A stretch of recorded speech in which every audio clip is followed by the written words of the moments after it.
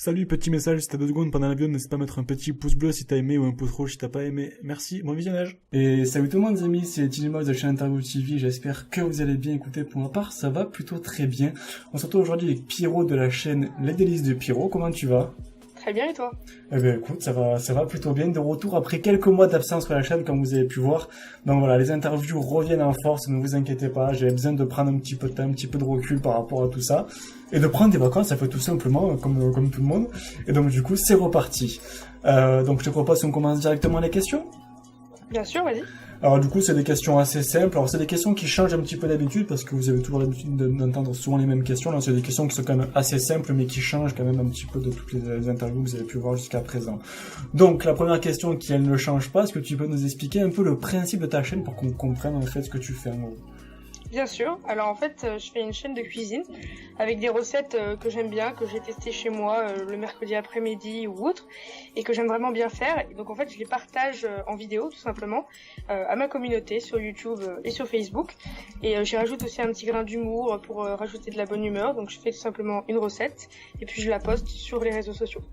D'accord, ok, donc voilà, une chaîne de cuisine où on peut voir plein de recettes, principalement de la pâtisserie. Ce que j'ai pu voir, il y a un petit peu des plats, mais c'est principalement de la pâtisserie.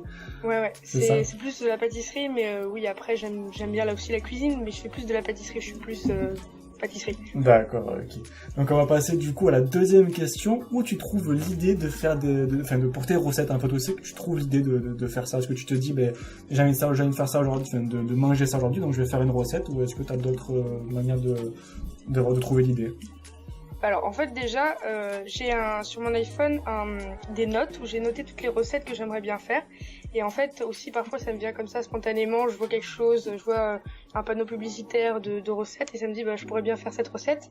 Ou même je m'inspire des livres de recettes, des recettes que les youtubeurs font aussi sur leur chaîne. Et aussi j'essaye de rajouter un petit peu mes façons de faire, enfin je rajoute aussi un peu ma sauce, je Oui, n'oublie voilà, pas. bien sûr.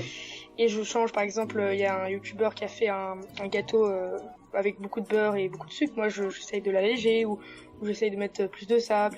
J'essaye d'un petit peu de le différencier des autres. Et par exemple, je prends une recette et je la modifie un petit peu et puis après je la teste et je fais tout simplement après la vidéo que je poste sur ma chaîne.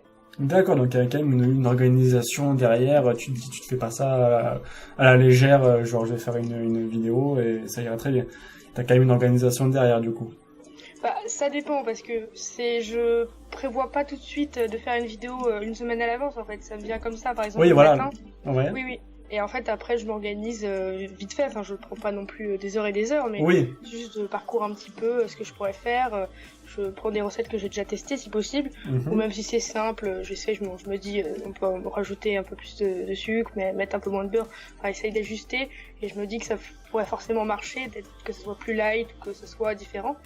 Et donc après, parfois, je teste pas avant tout simplement de tourner. Mais il y a des fois où je teste avant de tourner. D'accord, donc du coup, bah, tu viens de répondre en fait en gros à la question 3.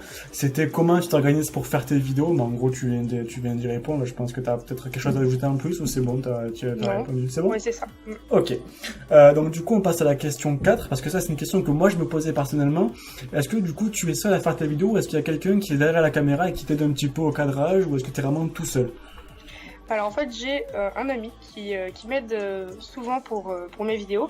Donc il vient m'aider, comme on habite juste à côté, il vient m'aider parfois pour les tournages, pour essayer de trouver aussi des blagues spontanément comme ça pour que ça fasse un petit peu rire les gens. Pas toujours parce que c'est pas toujours drôle, Ouais. mais on essaye un petit peu de trouver des blagues comme ça. Il est derrière la caméra, il me donne des idées, il me dit tu pourrais faire ci, tu pourrais faire ça, il allume la caméra, il m'aide. Enfin, c'est vraiment sympa de sa part et je le remercie beaucoup. D'accord. Et donc principalement tu es seul ou c'est avec cet ami que tu fais des vidéos? Bah, c'est un petit peu tous les deux. Par exemple, là, je viens de finir de tourner une vidéo, j'étais seule. Et l'autre fois, enfin la dernière fois que j'ai fait une vidéo, c'était avec lui. Enfin, c'est un petit peu la moitié, la moitié. D'accord. Ok. Parce que j'imagine que ça va être compliqué quand même de faire des vidéos parce qu'il faut que tu saches si t'es bien cadré, si ça ressort bien la caméra, ça doit être un peu compliqué. Alors que si t'es au moins à deux, ça doit être un peu plus facile de gérer tout ça. Bah déjà j'ai toujours le retour, je me suis habituée à avoir le retour caméra, donc je le regarde le temps, quasiment tout le temps. D'accord. Enfin, sauf quand je parle devant la caméra, Oui. j'essaie de pas trop le regarder. Ouais. Mais quand je fais les plans où je mélange tout ça, je regarde toujours spontanément le retour pour que je puisse voir si vraiment ça va. Voilà. D'accord, ok. D'accord, c'est sympa. Très bien, on va passer à la question 5. Combien de temps te prend une vidéo, donc la recette plus le montage approximativement? Bah, la recette, ça dépend. Ça dépend des recettes. Il y a des recettes qui vont très vite, il y a des recettes qui sont plus techniques, donc qui prennent plus de temps. Je dirais on va dire 1h30 pour le tournage, 1h30, 2h, quelque chose comme ça. Ouais. Et après, le montage, ça me prend grosso modo 1 heure, mais comme après, je dois aussi sur Facebook, parce que je tiens aussi une communauté sur Facebook, mais je fais les formats plus rapides en fait. Ouais. Parce que les gens sur Facebook n'ont pas forcément l'envie de regarder toute la vidéo, comme sur YouTube. Donc je fais une petite version plus courte. Donc le grosso modo, le montage, ça me prend 1 heure, 1h30, pas plus. D'accord, ok. Ça va encore, c'est pas trop long au niveau du montage. Le plus long, c'est le faire la recette tant que tout soit fait correctement. Ouais. Ok. Question 6, est-ce que tu aimerais faire d'autres présentations de produits, comme j'ai pu voir que tu as fait la présentation du produit de la balance Stéphane? Est-ce que ça t'intéresserait d'en faire d'autres? Est-ce que tu aimerais que par exemple des marques te contactent, etc.?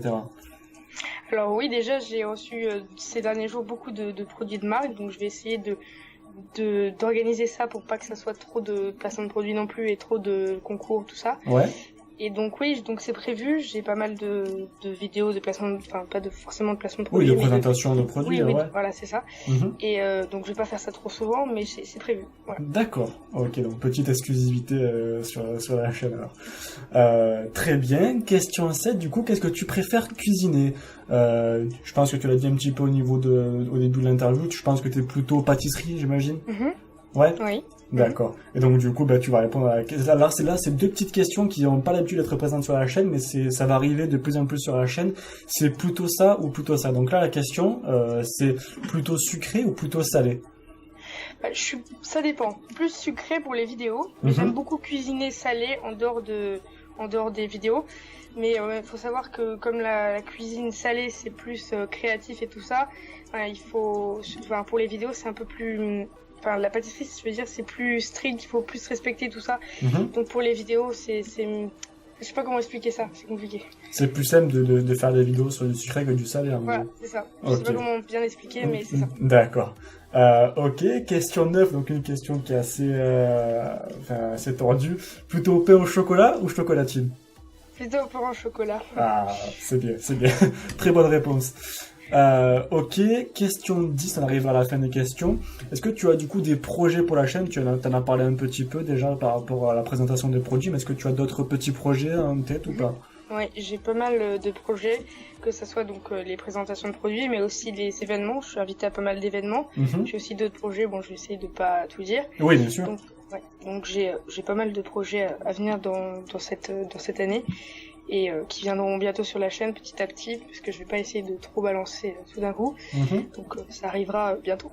D'accord, ok. Et donc dernière petite question, est-ce que tu as un petit message à passer pour tes abonnés, un petit mot, quoi que ce soit pour tes abonnés? Dédicace à tous mes abonnés, merci de leur fidélité, de regarder les vidéos, de tester les recettes et de m'envoyer le résultat à chaque fois, ça fait toujours plaisir. Donc merci à eux. Alors voilà, le message est passé. En tout cas, moi je vais te remercier pour avoir participé à cette petite interview, c'était vraiment sympa de ta part.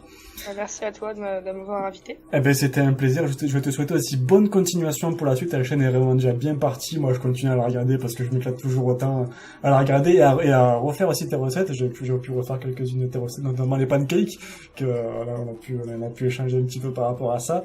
Et donc voilà, je vous invite vraiment à aller voir sa chaîne YouTube. Elle est disponible dans la description. Vous avez aussi une petite annotation qui s'affiche juste ici. Voilà, n'hésitez vraiment pas à aller voir sa chaîne. Ça vaut le coup. C'est vraiment marrant. Et en même temps, vous apprenez des choses et c'est vraiment cool. Donc voilà, en tout cas, merci encore une fois à toi. Merci à toi. Et donc du coup, moi je vous donne rendez-vous la semaine prochaine pour une nouvelle interview. Les interviews repartent bien comme il faut. Au passage, si vous avez des youtubeurs à interviewer, n'hésitez pas à me les poser en commentaire, me marquer leur chaîne, ou sur Twitter, Facebook, je regarde tous les commentaires de toute façon. Et donc voilà, je vous donne rendez-vous la semaine prochaine pour une nouvelle interview. C'était Gilmos. Ciao tout le monde, bye.